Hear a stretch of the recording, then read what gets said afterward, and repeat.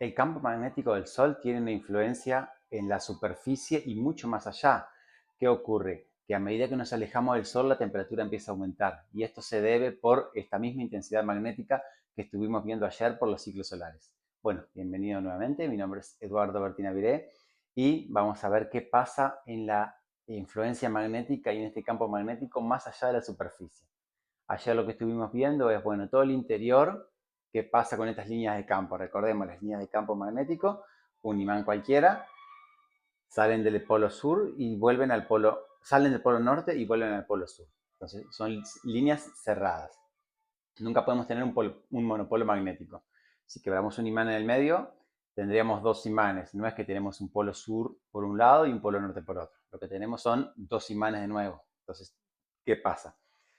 Nunca vamos a tener un monopolo magnético. ¿Por qué? Porque estas líneas son cerradas. Y vimos que en el Sol, en el interior del Sol, si partimos de la condición inicial de que, bueno, tenemos un campo más o menos organizado, la rotación diferencial de que en el ecuador empieza a ir más rápido, se empiezan a mezclar, porque en el ecuador gira más rápido que en los polos. Entonces las líneas se empiezan a enredar de alguna manera.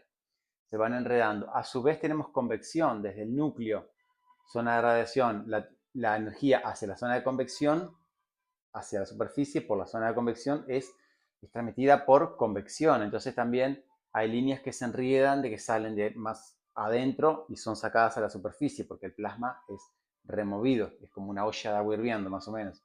Entonces, ¿qué pasa? Hay chorros en el cual sube el plasma y otros chorros que bajan. Entonces también eso hace que se enriede en dirección radial.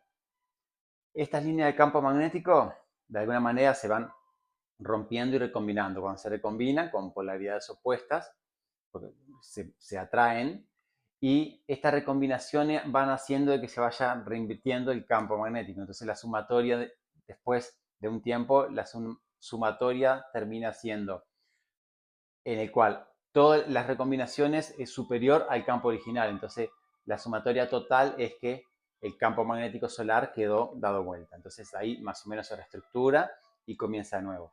Eso fue un poco lo que vimos ayer. Ahora, ¿qué pasa? Este campo magnético no está solo en el interior. Primero, ya sabemos que hay líneas que sobresalen, lo que son las protuberancias. Hay unos destellos que se llaman flares que emiten muchísima energía y energía prácticamente en todo el espectro electromagnético, porque hay emisiones rayos X y ultravioleta hasta ondas de radio. Entonces, ¿qué ocurre? O sea, prácticamente todo el espectro electromagnético. Y son destellos muy, muy energéticos en el cual pueden durar pocas horas o algunos días, pero esto que de pocas horas es que están emitiendo mucha cantidad de energía. Estos son por recombinaciones de campo magnético. Y esto se hace por fuera de la superficie. Lo mismo que las protuberancias y mucho más todavía las eyecciones de masa coronal. Estas eyecciones de masa coronal, que son como estas llamaradas que salen del Sol, que pueden ocupar millones de kilómetros. Ahora, en cuanto a la estructura, tenemos la fotosfera, que es la esfera de luz en la cual vemos del Sol. Después, más allá de la fotosfera, si hacemos una analogía con la Tierra, sería la cromosfera, sería como la fotosfera, la superficie del Sol, y la cromosfera sería como la atmósfera del Sol.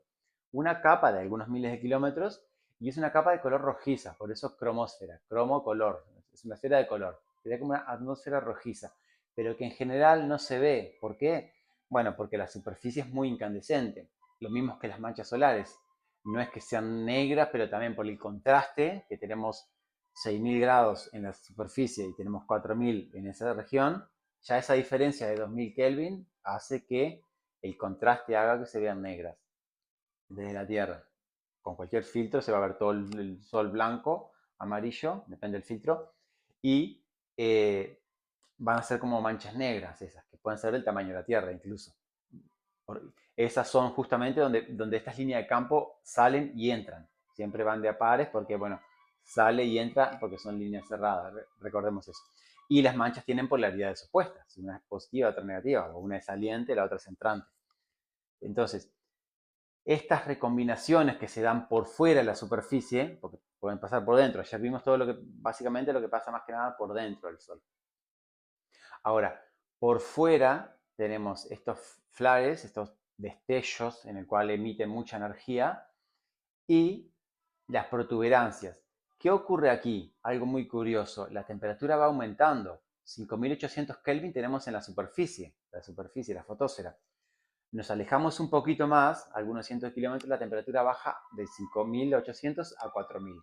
Pero nos seguimos alejando y ahí empieza a aumentar de nuevo. Entonces, cuando ya estamos terminando, hay como, bueno, puede ser un poquito difusa el límite de la cromósfera con la corona, pero ya supera los 10.000, 15.000 Kelvin. O sea, estamos hablando de que salimos de 5.800 de la superficie, 5.800, bajamos a 4.000, subimos a 10.000, 15.000, y cuando nos metemos directamente en lo que es la corona, la temperatura puede llegar hasta los 3 millones de grados.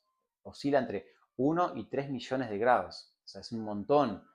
¿De dónde sale esta temperatura? Porque sí, lo lógico, lo que ocurre en general es que si yo me alejo de una fuente de calor, a medida que me alejo, la temperatura va disminuyendo porque estoy más lejos.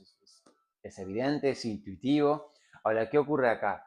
Acá hay otros efectos, que esto viene por el tema del campo magnético. Por eso el tema estamos hablando tanto ayer y hoy, de lo que es el ciclo solar, que en definitiva es el magnetismo del Sol. Este campo magnético, las protuberancias, estas líneas se salen por fuera de la superficie. Entonces, ¿qué ocurre? Estas recombinaciones, además de emitir destellos, llamaradas, bueno, las eyecciones de masa coronal están emitiendo, estas que aparecen como llamaradas, una nube de partículas cargadas, que partículas cargadas también eléctricamente, partículas en movimiento, generan campos magnéticos. Estos campos magnéticos, recombinaciones de líneas, protuberancias, flares, generan bueno, una intensidad magnética. A su vez, generan ondas magnetoacústicas. ¿Qué son estas ondas? Bueno, son unas ondas particulares en el cual tienen como propiedades de ondas acústicas y también magnéticas, pero no es una onda acústica cualquiera, porque acá el sonido, con el solo hecho de que haya aire, un gas o incluso en el agua, un cierto fluido, ya se pueden propagar. Estas ondas magnetoacústicas son ondas que se desplazan en medios magnéticos y con cierta también, no tiene que ser vacío, no tiene que ser únicamente un campo magnético en el vacío, sino que a su vez haya plasma. Entonces es un plasma magnetizado básicamente. Y esto ocurre en esta región del Sol, en lo que es la corona. Entonces, estas recombinaciones de líneas de campo magnético también está disminuyendo el campo magnético y es energía liberada. Esta energía que es liberada a la corona se propaga. Bueno, pues puede hacer de que aumente la energía cinética de las partículas, lo que genera calor, y a su vez genere ondas. Y estas ondas, también, este medio termina siendo un medio con cierta viscosidad para estas ondas. Entonces, como pasa en el aire también, el aire tiene cierta viscosidad. Entonces, esta viscosidad hace que se vaya perdiendo la energía de la onda, que incluso pueden interferir consigo mismas las ondas, son ondas particulares, incluso hasta comportamientos no lineales en algunos casos. Estas particularidades que tienen las ondas hace que se pierda energía y esta energía perdida de la onda, o sea, energía como onda, como tal, es transferida al espacio circundante como energía cinética o como calor de las partículas. Entonces, este es el motivo por el cual nos estamos alejando del Sol y si no hay una fuente de temperatura que esté generando calor. Es simplemente de alguna manera se va transfiriendo la energía magnética en energía cinética y en calor, energía térmica. Entonces, este es el mecanismo que hace de que esté aumentando la temperatura conforme nos alejamos del Sol, porque no habría no habría otra fuente, porque en definitiva todo lo que es la fusión nuclear está en el núcleo, todo lo que es fusión de hidrógeno en helio se produce todo en el núcleo, radiación gamma, neutrino, toda la energía positrones, todas las partículas que se emitan en este proceso es todo interno. Entonces tenemos 15 millones de Kelvin en el centro, pero va disminuyendo hacia afuera. Ahora, el mecanismo en que genera que aumente más la temperatura hacia afuera no es este interno. Entonces, lo único que sobresale por encima de la superficie es el campo magnético. Entonces, esta actividad magnética es lo que está generando que aumente la temperatura más allá de la superficie. y que incluso supera el 1.000.000 de grados. Ahora, conforme nos alejamos del Sol, todo lo que envuelve al Sol, más allá, incluso todos los planetas más allá de Plutón, de Neptuno, se llama heliosfera. Entonces hay una zona que se llama heliopausa, que es el límite de la influencia del viento solar, porque toda esta eyección de masa coronal, toda esta energía, esta presión de radiación, todo lo que genera el Sol, como radiación, como plasma, como partículas cargadas, todo el resultante energético del Sol, genera una presión hacia afuera o en dirección radial, alejándose del Sol. Ahora, tenemos lo mismo del espacio interestelar que viene hacia nosotros. Entonces, hay un límite en el cual se crea una burbuja, no es que la veamos, o sea, como burbuja hipotética, pero sí que tiene interacción en cuanto a efectos de radiación, y eso se llama heliopausa. Heliopausa es el límite en el cual llega la radiación solar. Y ahí cuando se equilibra, hay un equilibrio, se terminan neutralizando la energía del viento interestelar y del viento solar, ese límite se llama heliopausa. Entonces, todo lo que está por dentro es la heliosfera, en el cual hay una presión hacia afuera, o positiva, llamémosle, producida por el viento solar. Entonces, cuando tenemos un máximo solar de estos que se producen cada 11 años, los que vimos ayer, esta heliopausa, esta heliosfera, aumenta un poco el tamaño. ¿Por qué? Porque la presión del viento solar está aumentando. Y cuando tenemos un mínimo, disminuye. Entonces, ¿qué ocurre? En el momento en que tenemos un máximo solar, tenemos mayor riesgo, si se quiere, de radiación solar. Pero bueno, sabemos de dónde viene, viene del Sol, y lo que son telecomunicaciones o lo que son los astronautas, bueno, ya saben, se detectan con ciertas horas o días de antelación, en el cual saben si hay que protegerse o no. A efectos de, bueno, telecomunicaciones no se puede hacer mucho, si interfiere, interfiere. Pero si lo que son los astronautas y eso, sí que tienen protección y demás. Ahora, en un mínimo, cuando la actividad solar es mínima, esta heliopausa disminuye un poco el tamaño. Ahora, al momento de disminuir el tamaño, el viento solar es menos intenso y entonces ahora corremos riesgo de ser bombardeados por rayos cósmicos, por energía del espacio. Parece un poco raro, pero en definitiva, si lo razonamos, tiene lógica. Si tenemos un mínimo de energía solar, lo que tenemos es por ahí un máximo de radiación del espacio. ¿Por qué? Porque justamente es más débil la energía del Sol, que está de alguna manera compensando la radiación que viene del espacio interestelar. O dicho de otra manera, se está reduciendo la heliosfera, la heliopausa se está achicando, entonces se está filtrando radiación del espacio hacia el espacio, hacia el sistema solar interior, hacia la Tierra, básicamente. O sea, en definitiva porque estamos acá, pero hacia todo el sistema solar interior. Eh, esta heliosfera, esta heliopausa, no es algo perfectamente esférica y concéntrica en el Sol, porque tenemos ciertas direcciones predominantes del viento solar. Pensemos, si tenemos la galaxia y nosotros estamos en un borde, en un brazo, estamos a 2/3 más o menos. Se dice que se estima que el diámetro de la Vía Láctea, 100.000 años luz. Por lo tanto, el radio 50.000.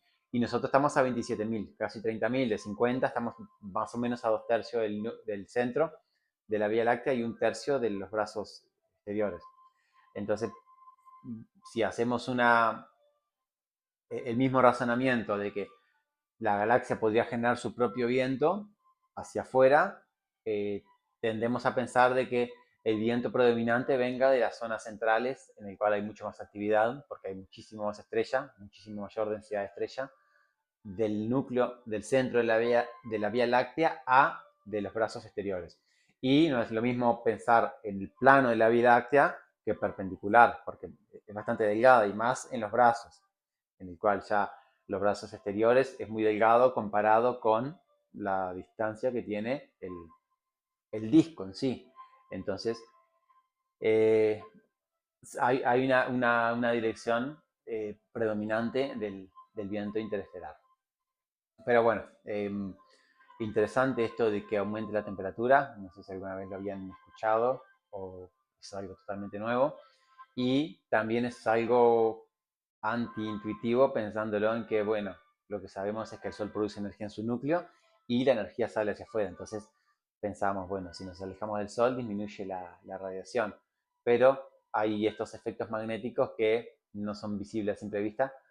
En un eclipse solar sí que cuando la luna pasa por delante se puede ver toda la corona y, y un poquito la cromósfera, pero es un poco mucho más difícil porque es mucho más chica, pero es una esfera como una pequeña atmósfera rojiza.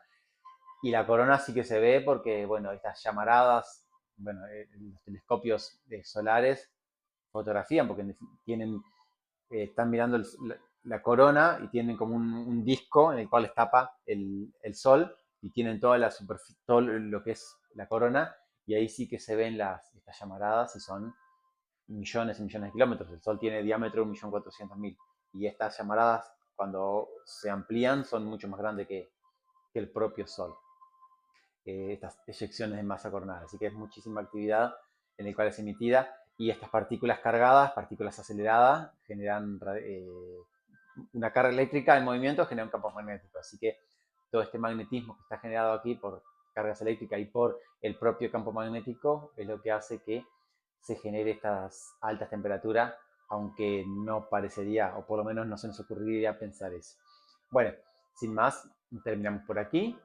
No te olvides de suscribirte si aún no lo has hecho, de activar la campanita para que te avise. Todos los días estoy subiendo un video.